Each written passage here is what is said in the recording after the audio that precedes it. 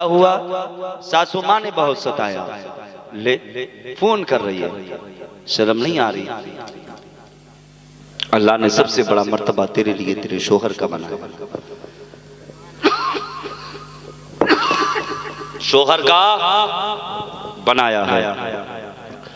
बाप ने कहा शहजादी आपको अपने शोहर के घर जा रही है, मगर याद रखना शोहर की बगैर इजाजत घर से कदम मत निकालना। बच्ची ने अमल किया, शोहर गया परदेस, बाप की तबीयत खराब हुई। एक दिन गुजरा, बच्चा वापस आया, कहने लगा बाबा बाहर ने मना कर दिया। कहा क्या मना किया?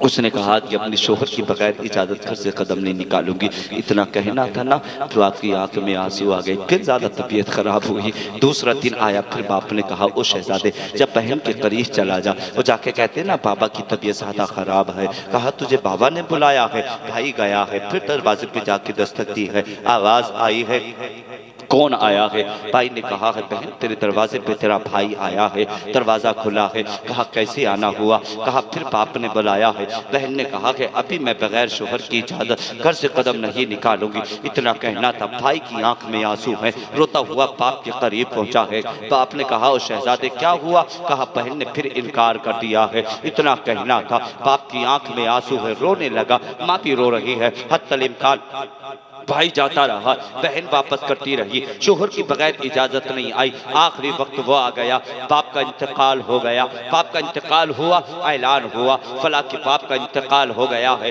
बेटी के कान में खबर पहुंची है कि मेरे बाप का इंतकाल हो गया। आंख में आंसू थे, घर के अंदर मुसल्ला बिछाया, रब की इबादत करने लगी, कुरान की तिलावत करने लगी और कहा परवरदिगार आला, परवरदिगार आला जिस बाप ने मुझे मेरे इस शोहर के घर के अंदर पहुंचाया है, परवरदिगार आला इसी बाप की ओ बाप को जन्नतुल में आला मकाम अता फरमा। परवरदिगार आला मेरे बाप के बचपन से लेकर के जवानी तक, बुढ़ापे तक जितने भी गुनाह हुए हैं, अपने हबीब के सदक़े में मौला मेरे बाप के गुनाहों को माफ कर दे। बहन बेटी दुआओं पे दुआएं मांग रही है, आंख में आंसू है। हत्तल इम्कान यहाँ तक के बाप को कफन पहनाया गया, नहलाया गया, कफन पहनाया गया। इंतजार किया जा रहा है, शायद बेटी आने वाली होगी, बेटी आने वाली होगी। लोगों ने जनाजा उठाना शुरू किया है। माँ ने कहा था बाप के जनाजे को अभी ना उठाया जाए, और जनाजा रखा गया है। कहा किसी के कहा हो सकता है अगर बेटी बाप के जीते जी ना आ सकी है तो बाद मरने के बाप का चेहरा देखने आ रही हो। बाप के जनाजे को रखा गया है, इंतजार किया गया है,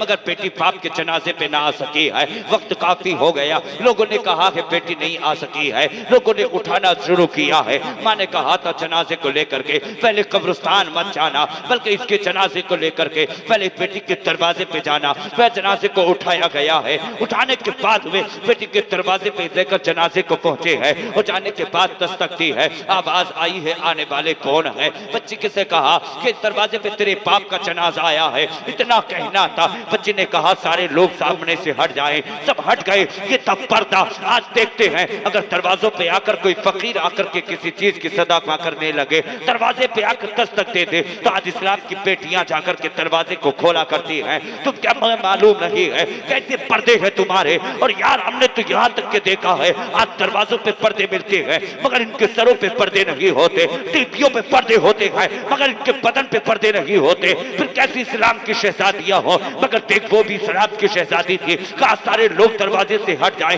दरवाजे से सब हट गए। बच्ची ने दरवाजा खोला है और दरवाजा खोलने के बाद में फिर कहा जनाजे को लाकर अंदर रख दो। अंदर रखा गया है, रखने के बाद में सारे लोग बाहर गए हैं, दरवाजा बंद किया है। बच्ची बाप के करीब गई है और जाने के बाद में बाप के कदमों को छुआ है, पकड़ने लगी है, चूम कर रोने लगी और कहा बाबा जब तेरी तबीयत खराब होती थी तो तू अपनी शहजादी को बुलाता था और बुलाकर कहता था वो शहजादी आकर के कदमों को दबा दे, और बाबा तेरे पार आकर के तेरे बेटी तेरे कदमों को दबाया करती थी। आज एक मर्तबा अपनी जुबान खोल के इतना तो कहते ओ बाबा वो बेटी आकर के बाप के तलवों को दबा दे, कदम को दबा दे। ओ बाबा आज अपनी जुबान खोल के नहीं कहेगा, आंख में आंसू है, बाप का इंतकाल हो गया है। मरने के बाद न जुबान काम कर रही है, न आंखें काम कर रही है, न जिस्म काम कर रहा है, मगर बेटी की आंख में आंसू है, रो रो के फरियाद कर रही है। ए परवरदिगार आलम मेरे बाप को इतनी ताकत दे दे कि ताकि ताकि ये अपनी बेटी का चेहरा देख सके। ए परवरदिगार आलम, मेरे बाप को दोबारा जिंदगी दे दे। मगर बेटी की आंख में आंसू है, बाप है चेहरा देख नहीं सकता, बाप है हाथ नहीं हिला सकता, बाप है अपनी जुबान नहीं खोल सकता। और यार होते को ये मोहब्बत हुआ करती है। बच्ची की आंख में आंसू है, बाप के माथे को चूमा है, कदमों को चूमा है, फिर लोगों से कहा है मेरे बाप के जनाजे को लेके चले जाओ। दरवाजा खुला है, जनाजे को लेके पहुंचे हैं, कब्रिस्तान लेकर के उधर जनाजे को गए हैं, लोग दफना करके आ रहे हैं। बच्ची ने कुरान की तिलावत करना शुरू की है, घर में मुसल्ला बिछा लिया है और यार ये फरियाद कर रही है, ए परवरदिगार आलम, तेरे महबूब की सुन्नत को अपनाना तो मेरा काम है और इस अदाओं की बिना पर जन्नत देना मेरे बाप को ये तेरा काम है। बच्ची ने दुआ की थी, अभी कब्र में अंधेरा था, दुआएं कर रही है, रब ने रोशनी अता फरमा दी, उजाला अता फरमा दिया। फरिश्तों ने कहा था ए मौला, ये अभी इसकी कब्र के अंदर अंधेरा था, उजाला कैसे हो गया? रब इरशाद फरमाता है, ओ फरिश्तों गवाह हो जाओ, जिसने अपनी बेटी को मेरे महबूब की सुन्नत सिखाई हो, सुन्नत तरीका सिखाया हो, कहा इसकी बेटी ने मेरे मुस्तफा के फरमान को अपनाया है, कहा उसी की बरकत से मैंने इसकी कब्र में नूर अता फरमा दिया।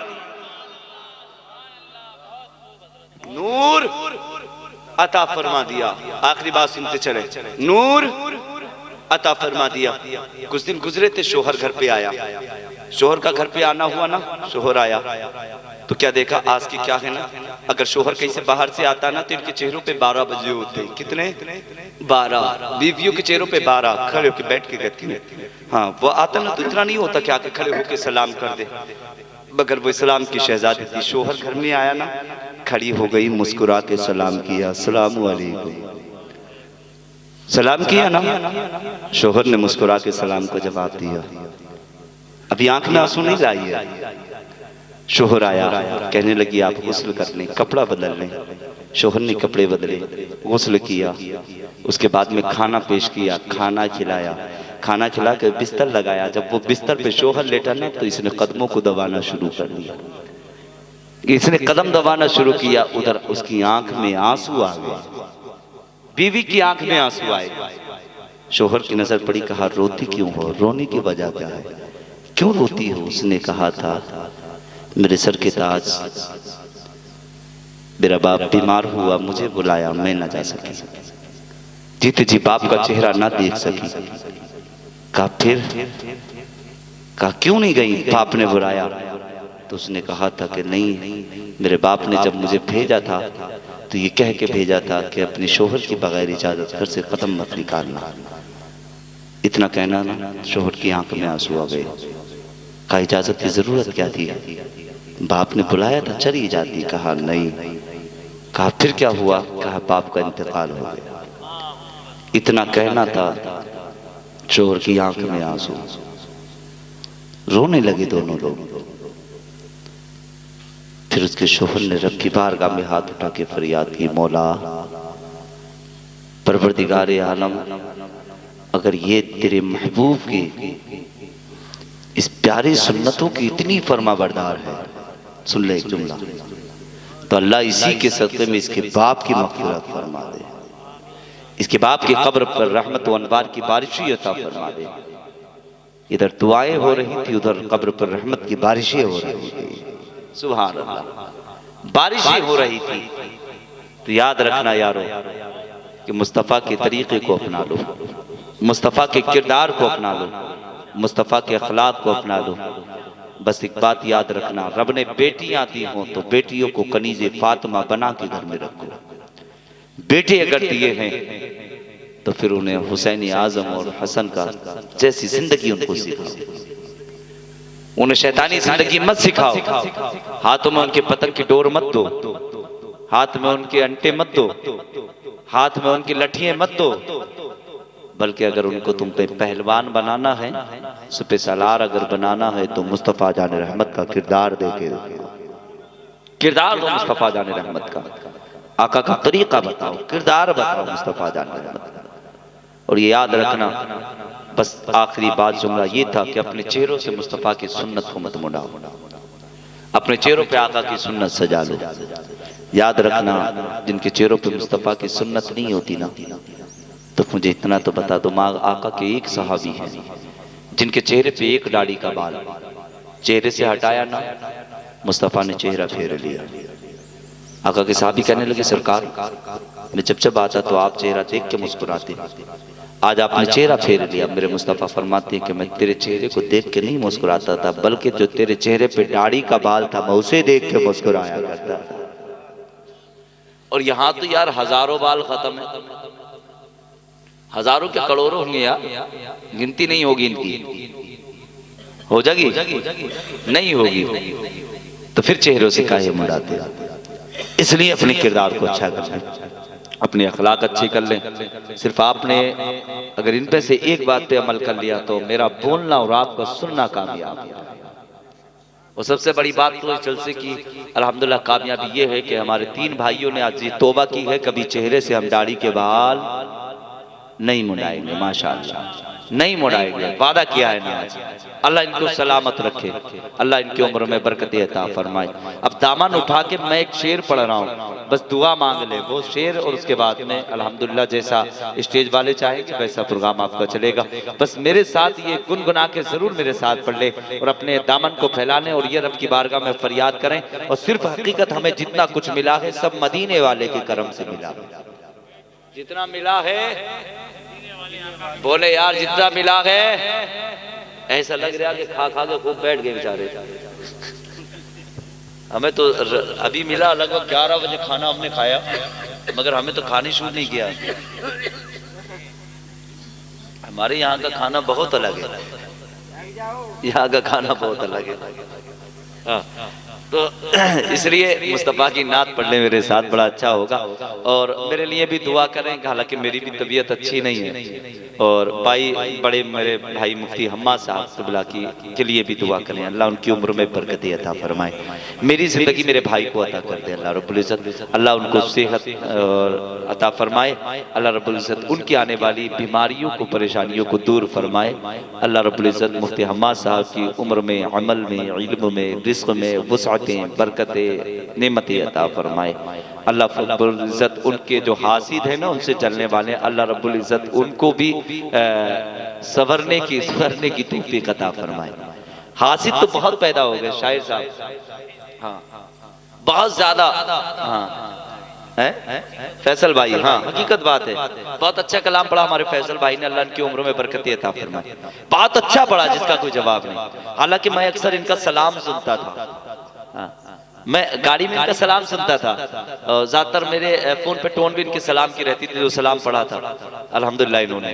आज मैंने अल्हम्दुलिल्लाह कलाम भी सुन लिया, इनको देख भी लिया, सुभान अल्लाह। हाँ इब्तिदा भी सलाम से हुई थी, हाँ। और ये अल्हम्दुलिल्लाह दुनिया में भी इब्तिदा सलाम से हुई है, कब्र में भी इब्तिदा सलाम से ही होगी। वो क्या है ना, आला हजरत इमाम अहले सुन्नत, आपकी नसीहत भी है, वसीहत भी है। हुज़ूर आज़म फरमाया कि जब मेरा इंतकाल हो जाए तो मेरी कब्र को इतनी गहरी खोदना कि ताकि मैं खड़ा हो जाऊं। आशिकों ने कहा कि अहमद रजा आपकी कब्र इतनी गहरी कि आप खड़े हो जाएं, उसकी वजह और बिना। तो हुज़ूर आला हज़रत फरमाते हैं कि इसलिए कि जब कब्र में जब मेरे आका तशरीफ लाए तो अहमद रजा को ये गवारा नहीं कि सरकार खड़े हो और अहमद रजा लेटा हो। सुभान अल्लाह। कैसे लिए आका तशरीफ लाए तो अहमद रजा खड़े होकर के सलातो सलाम पढ़ना शुरू कर दे। ये था इश्क मेरे अहमद रजा का, है ना।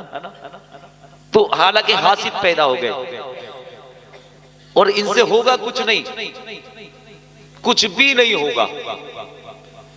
जितने हासिद है ना, बगैर तली के जितने भी लोटे, कुछ नहीं होने वाला। हमेशा मत जला करो, आपस में आलिम आलिमों से मोहब्बत रखा करो यार। फिर तुम्हारी खिताबत किस काम की है, तुम्हारी नसीहत किस काम की है। लोगों को अच्छी बातें बताओ और फिर आपस में इख्तिलाफ रखो। नहीं यार, अगर लड़ना है ना तो मुस्तफा जाने रहमत की मोहब्बत पे लड़ा करो। कोई मुस्तफा की शान में अगर उंगली उठाए ना तब लड़ा करो। कोई आला हजरत को बुरा कहे तब लड़ा करो। कोई ये मेरे ताजुल शरिया को बुरा कहे करे ना तब लड़ा करो। गरीब नवाज की शान में गुस्ताखिया करे तब लड़ा करो। ये आपस में नहीं, तू मुझसे अच्छा मैं तुझसे अच्छा, नहीं, हमेशा याद रखना वो यारो आपस में मत लड़ा करो। मैं एक बात बताऊं, मेरा भाई है, मैं तारीफ नहीं कर रहा हूं, मगर मैं हक बात कर रहा हूं। मैंने आज तक अपने भाई के अंदर, मुफ्ती हम्माद साहब के अंदर, आज तक मैंने इतना बड़ा हो गया कि आज तक मैंने किसी के लिए कोई भी इतनी सी किना नहीं देखी। अल्हम्दुलिल्लाह, ये बता रहा हूं, उसे दौलत से प्यार नहीं है, वो मुस्तफा का बहुत बस सच्चा पक्का आशिक है, दीवाना है। हाँ, और ये बताऊं कि इतने कम वक्त में शोहरत ऐसे नहीं मिलती। ये सब कुछ मेरे अख्तर रजा का करम है। सुभान अल्लाह, अख्तर रजा का करम है। मुफ्ती साहब, हालांकि इनका जहन इतना अजीब था मुफ्ती साहब का कि अगर ये कोई चीज याद करते थे ना तो अब पढ़ते थे, अब याद करते थे, सुबह भूल जाते थे। मेरे वालिद साहब ने कहा कि अच्छा, इन्होंने कहा कि अब्बू मैं सुबह को शाम को याद करता हूँ, सुबह में भूल जाता हूँ। फिर कहा अच्छा, बोले हाँ। फिर ताजुल शरिया के करीब लेके गए और जाके हुजूर अख्तर रजा के हाथ में हाथ दे दिया। सुभान अल्लाह, हाथ में हाथ देना था। अल्हम्दुलिल्लाह, जिसे ये एक मर्तबा देख लेते गए वो दोबारा जहन से नहीं निकलता। ये अख्तर रजा अल्हम्दुलिल्लाह हुजूर ताजुल शरिया का करम,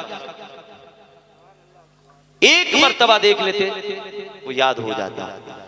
तो इसलिए मेरे यारों, कभी भी किसी आलिम के बारे में बुराई मत किया करो। असजद भी लाजवाब है, अख्तर भी लाजवाब, असजद भी लाजवाब है, अख्तर भी लाजवाब।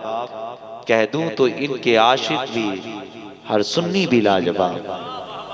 अहमद रजा भी लाजवाब है, मुस्तफा रजा भी लाजवाब। इन आशिकों की शान तो बड़ी निराली है। जुल्फ देखी है कि नजरों में घटा देखी है, लुट गए जिसने मोहम्मद की अदा देखी है। ऐसी आशिक थे ये। इसलिए बहुत बहुत आला हजरत से सच्ची मोहब्बत करो, आला हजरत से सच्चा प्यार करो।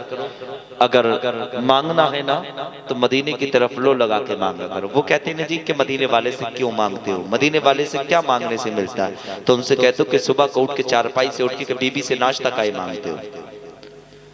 नाश्ता क्यों मांगते हो? लाओ बीबी नाश्ता लेके आओ, चाय लेके आओ, खाना लेके आओ।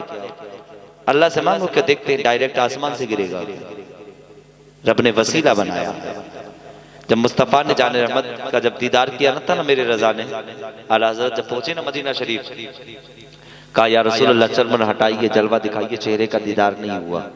फिर आला हज़रत को जलाल आया और फिर आला हज़रत फरमाते कोई क्यों पूछे तेरी बात रजा, तुझसे कुत्ते हजार फिरते हैं। इतला कहा तो अभी मुस्तफा के चेहरे का दीदार नहीं हुआ। फिर वसीला जब मेरे मुस्तफा ने, मेरे अहमद रजा ने दिया ना, तेरी सरकार में लाता है रजा उसको शफी, जो मेरा गौस है उल्ला डिला बेटा दे रहा। इतना कहना था कि मुस्तफा के चेहरे को अहमद रजा की निगाहें देख रही थी। आला हज़रत फरमाते हैं मैंने मुस्तफा जाने रहमत के लबों को देखा तो इतने बारीक थे कि जिस तरह के गुलाब की